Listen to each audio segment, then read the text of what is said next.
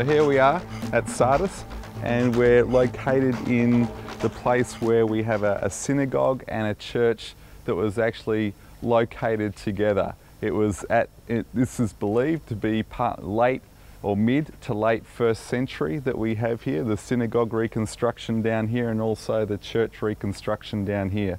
There's two possibilities of what actually occurred through here, is that either the church took over the synagogue or during the late 1st century they coexisted, which is actually should not be surprising to us, because obviously the church was a section of Judaism.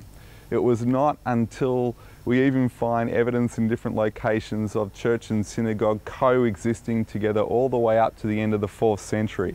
It wasn't until there was certain disputes and violence and things like that that there was finally a complete separation of church and synagogue around the world by about 400 AD. So this starts to give us a very interesting impression of what was occurring in this city.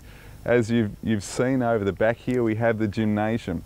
Another one of the really interesting things that we see here is we've got the gymnasium, we've got the shops, which is sort of your merchant class, and we start to see a town in so many ways which is very, very similar to what we actually see in our world today, in our culture today. So we've got the traders over here, and one thing that's actually missing from this town, particularly in this location, is there's no huge palaces. There's no elite upper class like we saw yesterday at the top of Pergamon. We actually have a town here that obviously has a ruling class, but it has a really well established middle class, which is really unusual in towns of this period and this era. Normally the middle class was really, really small, but the middle class here was had a trade that created a lot of wealth, that was very well known around the world for its trade, and people would come here. And so we actually have recreation facilities for people's leisure time, which is actually a really unusual situation for the middle class in the ancient world. Yes, they had servants who would do all the work, so they, like us, I suppose, we don't necessarily, well, I don't have servants that do work for me, maybe, you know, you do, but they would do similar things to us. So they would exercise and then go to the gym. So it's sort of not that much different from going to the gym or going on the walker and doing all that sort of thing that they had.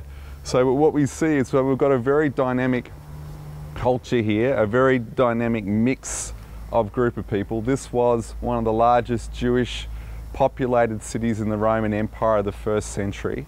So we see this is obviously a magnet for the gospel, where Paul comes, where John speaks about, because you've got that constant moving of Jewish people on pilgrimage and doing trade and different things like that. So that becomes a center of the gospel here. So we don't know exactly whether they coexisted. It could have been the Jews had their service on the Sabbath and the Christians had theirs on the Sunday. It could have been that simple. It could have been as one group became stronger and took over the other group. It could have, who knows, there's a whole heap of different variations, but what we actually see is a really interesting example of both together in the one facility. That is, let me tell you, that is unique in the world, what you're seeing here. Now, it reminds me of Romans chapter 11, and I want to read that to you, and then I want to talk about a few of the things that are contained in that. Romans chapter 11, and I'll start from verse 13. I am saying all of this especially for you Gentiles. God has appointed me as an apostle to the Gentiles. I lay great stress on this, for I want to find a way to make the Jews want what the Gentiles have, and in that way I might save some of them. For since the Jews' rejection meant that God offered salvation to the rest of the world, how much more wonderful their acceptance will be. It will be life for those who are dead. And since Abraham and the other patriarchs were holy, their children will also be holy. For if the roots of the tree are holy, then the branches too will be holy. And what we see here is we're starting to see a physical example of what's going on all around the Jewish world, or what was known as the diaspora in the first century, where the Jews had spread and they lived in towns and they lived in cities and they lived in communities together. You see, we as Christians don't have a concept of living together in community. So the Jews, by their laws and by their rules and their regulations, if they wanted to worship God, were forced to live in community, because you couldn't have certain functions of a Jewish community without there being 10 men.